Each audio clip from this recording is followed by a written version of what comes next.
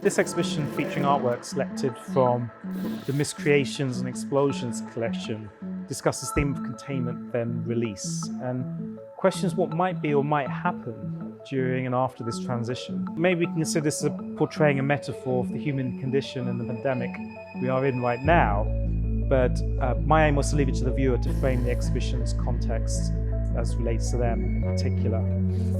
For me, I feel that the exhibition highlights human creativity, thriving in containment and thriving in freedom, and will evolve from this pandemic with new ideas and new ways of appreciating and for us to engage with art. Whether it's via traditional ways, for example, gallery and museum shows, or in a metaverse or via augmented reality, or even NFTs and more.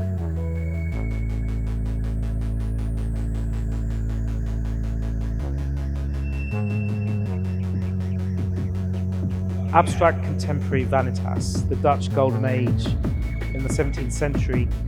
These were themes of abundance of life, but also hints of death and decay. But there are more references, for example, to Renaissance, to modern and contemporary art movements.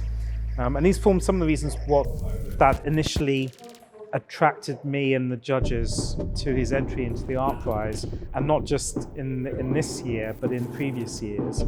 I'd like to also mention something about the vitrines. The vitrines guides us towards a discussion around one's viewpoint and relationship with the artwork. Is it encased and highlighted for observation from a scientific point of view, or viewing for its aesthetic beauty? Or is it confined in order to protect us from what might be inside? Is it dangerous or innocent, or even should it be protected from us? The explosions can be considered after the miscreations, but also before. Have these explosions been contained, or is this the aftermath of removing the vitrine? Each of the explosions actually references recent historical events, but for our exhibition we wanted to focus on the explosion itself and its depiction in an aesthetic and creative sense.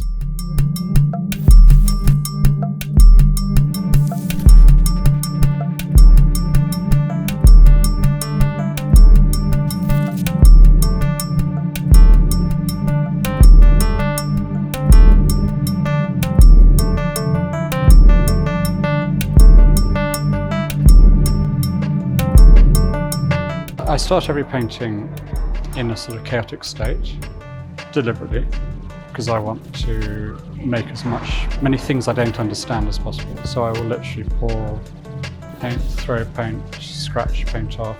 My first canvas is something I haven't controlled, and then I keep working on that, and eventually I try to create form around the chaos.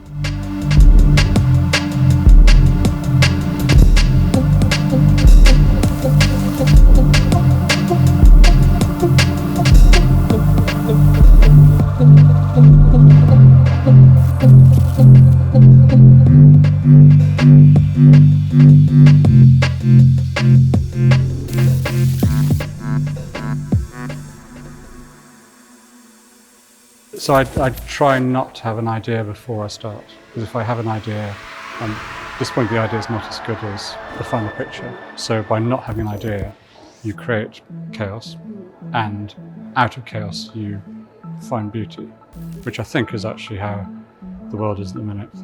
We're in a very chaotic world and we're trying to control it. So the more I can control what's happening.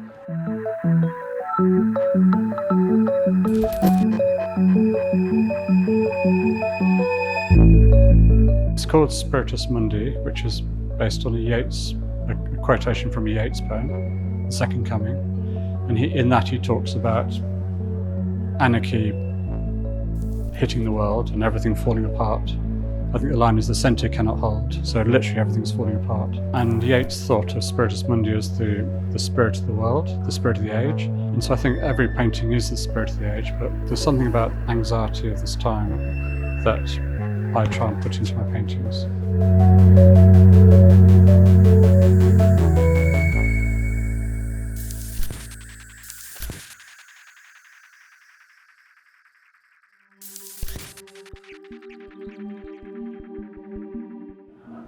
two types of paintings in the exhibition. Half of it is bell jars, and half of it is, if you like, what happens if the bell jars are released. So there's contained energy and explosive energy. And in either case, I don't know whether the energy is good or bad. So the explosions, they could be creative sparks, or they could be destructions. And then if you contain energy, is it something, life inside, or is it suppressed and claustrophobic?